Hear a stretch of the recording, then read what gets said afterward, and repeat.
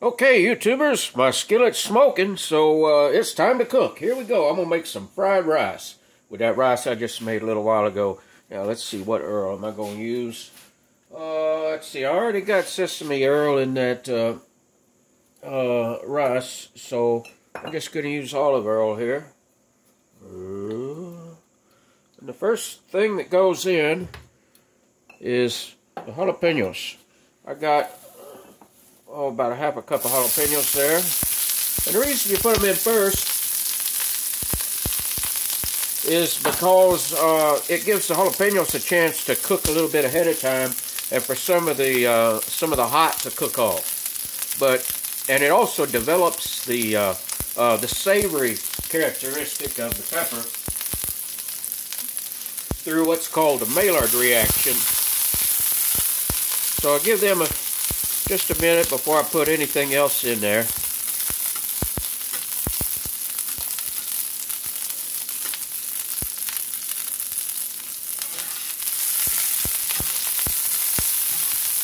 Okay, see, I'm starting to get a little brown on them. Okay, I guess we're ready to go now. So let's see. Next, we'll put in some. Our chicken. Now, this chicken, this is a whole chicken breast, and I already cooked it sous vide style. Okay, and how you do that is you seal it in a plastic bag, and then you dunk the whole bag in heated water where the temperature is maintained at a very precise temperature. And I do my sous vide chicken at 150 degrees for 6 hours. And it always comes out nice and moist. It doesn't overcook. It doesn't have that undercooked taste. Now, I could do it as cool as like 137, 138 degrees. And it'll be safe to eat because it's pasteurized. That's the one good benefit to sous vide is you know your food's pasteurized. You know it's safe as long as you follow the recommended time and temperature for that particular food.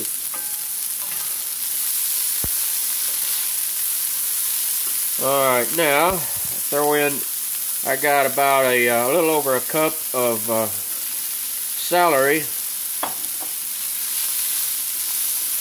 And I got a cup and some more of sweet onions.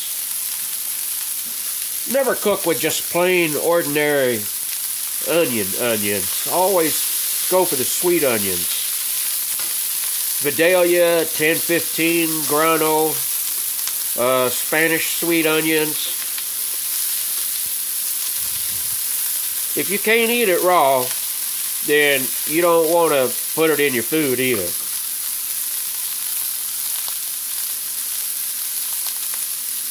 Now, I've got a little bit of chopped prepared coleslaw here and some little baby carrots. I'm just going to dump them in there.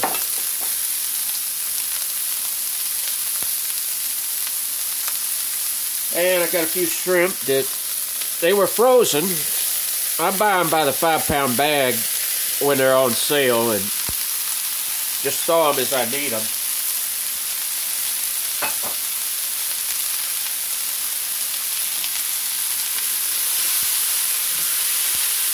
Too bad you can't smell this cooking on a YouTube video, huh?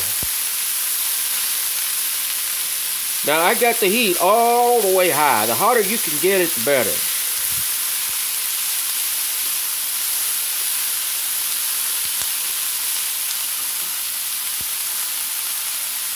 Now, let's see what else we got. Okay, now I got this rice I cooked a little earlier with my pot in a pot method. Now, I'm going to bust a couple of eggs in it. Now, I want to show you something about breaking an egg. Never break it right into the dish you're cooking. Always break it separate. That way, if it's bad, you can pour it out before you add it to the food and ruin everything. Looks good. Smells okay. We'll dump that right in the rice. And let's do this one. That one looks good too.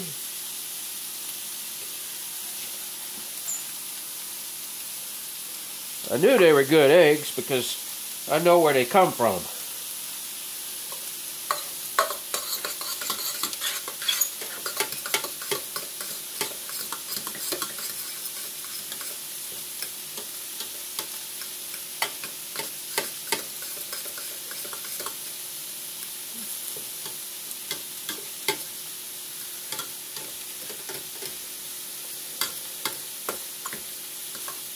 Now this egg does several things. First of all, it helps it make like a little crust on the bottom when it's cooking. And it also helps you to break up any lumps that might be in the rice that sometimes accumulate after it cools down.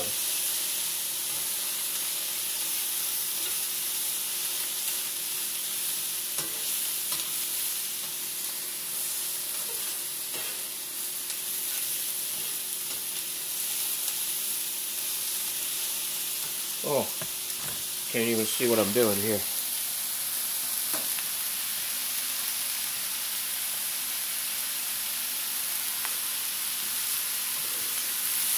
As usual, I am my own cameraman. So, just forgive me if I move the action away from the view of the camera. Okay, see how them onions are just starting to get a little clear? A little translucency there. Alright, that tells me I can add the rice now.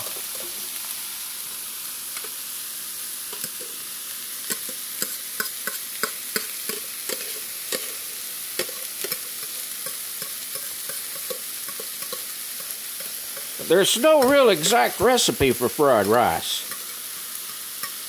You know, if you're trying to make like Asian fried rice, like at J.P. Chang's or whatever the hell it is, or Golden Kimono, or any of them big giant mega chains, and you want to duplicate their recipe, yeah, well then things are kind of exact. But this is just shrimp boat style fried rice.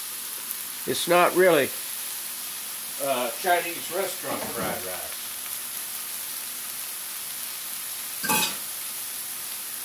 This is down to bayou fried rice.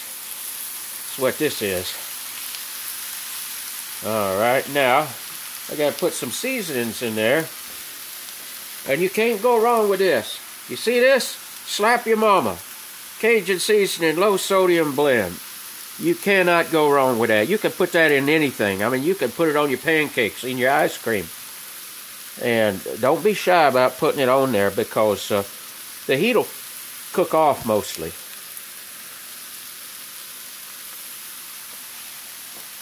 And now I'm also going to add a little ground ginger.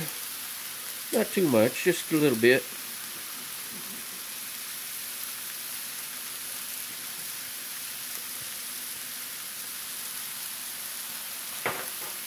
Okay, and let's see. What else? How about some rosemary? Where's my rosemary grinder? There it is. I don't like to use whole rosemary or crushed rosemary. I like to grind it in a pepper grinder. And it takes a lot to really make its presence known when you get all that slap your mama and jalapenos in there. So I'm kind of going a little heavy with it.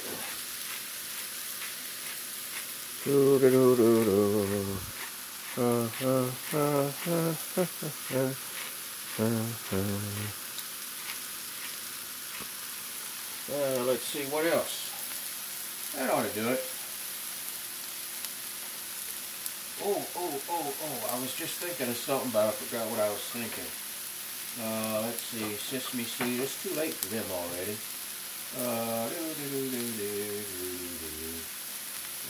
not going to put no black pepper. Let's see, how about some, no. Alright, so let's get this stuff rolling over a little bit.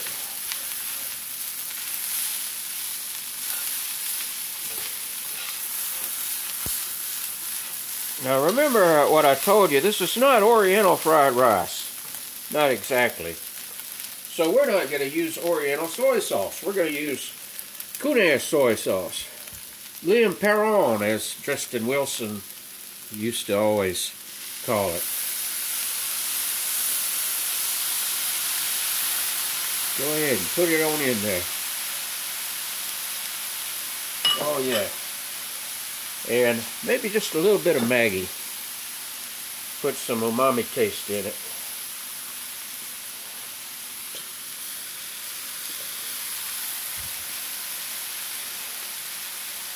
And I'm saving room for my secret ingredient, which is dry sherry. Oh, how you like that? That's sure am good.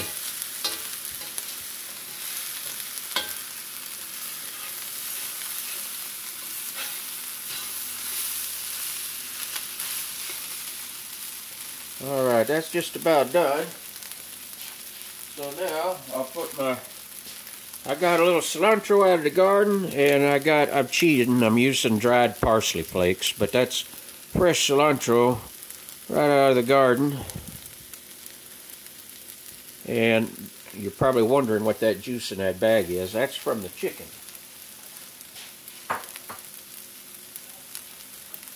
Let's see, let's distribute that a little bit. Oh man, I'm ready to get me a plate of that already without even finishing the cooking process here.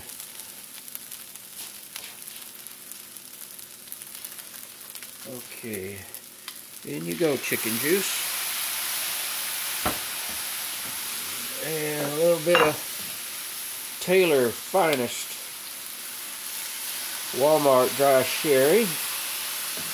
Now that unsticks the stucky part off of the bottom of the skillet and puts it back in the food after it's had a chance to caramelize. Turn that heat off right now.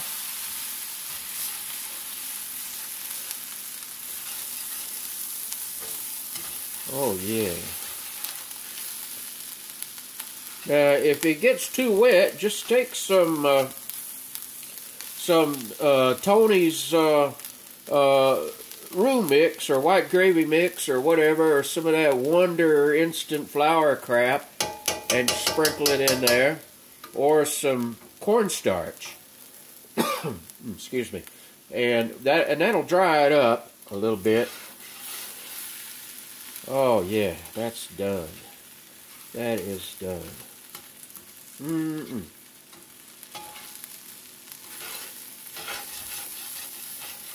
If Jed Clampett was here, he'd be going wee doggy right now.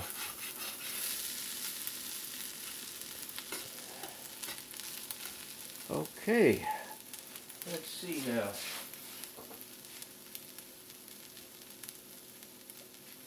Need a nice big bowl here to dish into. Oh, don't that look good? You know that's good, right?